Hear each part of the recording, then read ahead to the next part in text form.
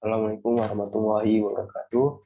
Perkenalkan, nama saya Bobi Arwansyah, NIM 2005040007. Di sini saya akan memenuhi tugas dari MK Hukum Agraria, yaitu mengenai pendaftaran tanah.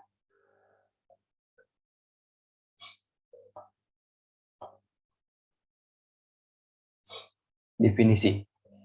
Pendaftaran tanah adalah rangkaian kegiatan yang dilakukan oleh pemerintah secara terus-menerus, kesinambungan, dan teratur meliputi pengumpulan, pengolahan, pembukuan, dan penyajian serta pemeliharaan data fisik dan data yuridis dalam bentuk peta dan daftar mengenai bidang-bidang tanah dan satuan-satuan rumah susun, termasuk pemberian sertifikat sebagai surat tanda bukti hak bagi bidang-bidang tanah yang sudah ada haknya dan di atas satuan rumah susun serta hak tertentu yang membebaninya.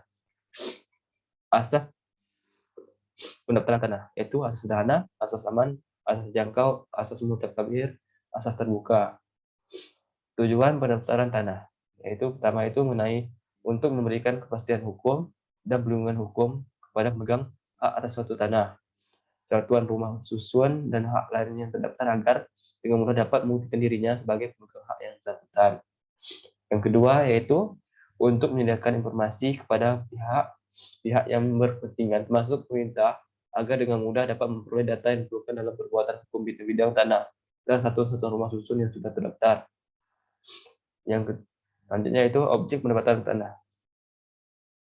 Bidang tanah yang dipunyai dengan hak milik, hak usaha, guna bangunan, dan hak pakai, hak pengelolaan, tanah wakaf, hak atas satuan rumah susun, hak tanggungan, tanah wilayah, dan tanah negara. Penyelenggara pendaftaran tanah. Sesuai ketentuan pasal 19 UU PA, pendaftaran tanah diselenggarakan oleh pemerintah, dalam hal ini Badan Pertahanan Nasional atau BPN, terbentuk dengan dikeluarkannya Kepres nomor 26 tahun 1988 tentang Badan Pertahanan Nasional.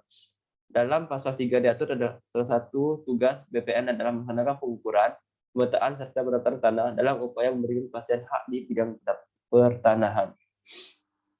Pelaksanaan pendapatan tanah.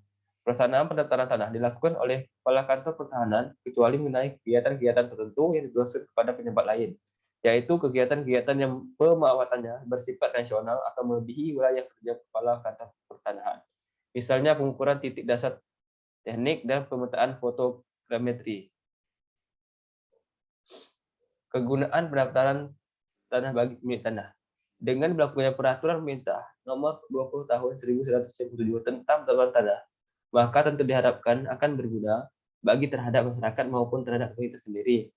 Ada beberapa kegunaan yang diperoleh dengan sistem pendaftaran tanah melalui peraturan pemerintah nomor 24 tahun 1997. Selanjutnya, kegunaan bagi masyarakat. Dengan sistem baru tersebut akan menciptakan rasa aman bagi pihak atas tanah, karena terhindar dari perasaan takut untuk digugat.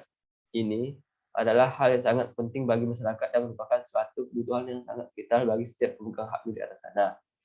Dengan adanya perasaan aman dari pemilik tanah ini, maka mereka akan menggarap tanahnya dengan sungguh-sungguh.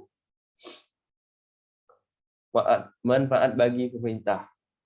Dengan semakin mudahnya masyarakat mendapatkan tanah, akan menyebabkan semakin banyak permohonan dari masyarakat untuk melakukan pendaftaran hak tanah. Dengan demikian, upaya minta untuk melakukan pendaftaran terhadap tanah di setiap wilayah tanah air akan lebih cepat terwujud.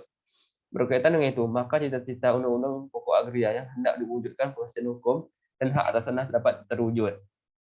Kesimpulan, berdasarkan pembahasan tersebut, maka disimpulkan bahwa pendaftaran tanah adalah rangkaian kegiatan yang dilakukan oleh pemerintah secara terus-menerus, berkesinambungan, dan teratur meliputi pengumpulan, pengolahan, pembukuan, dan penyajian serta pemeliharaan data fisik dan data yuridis dalam bentuk peta dan data mengenai bidang-bidang tanah dan satuan rumah susun, termasuk pemberian sertifikat sebagai surat tanda bukti haknya bagi bidang-bidang tanah yang sudah ada haknya dan milik atas satuan rumah susun serta hak atas untuk yang membandingnya.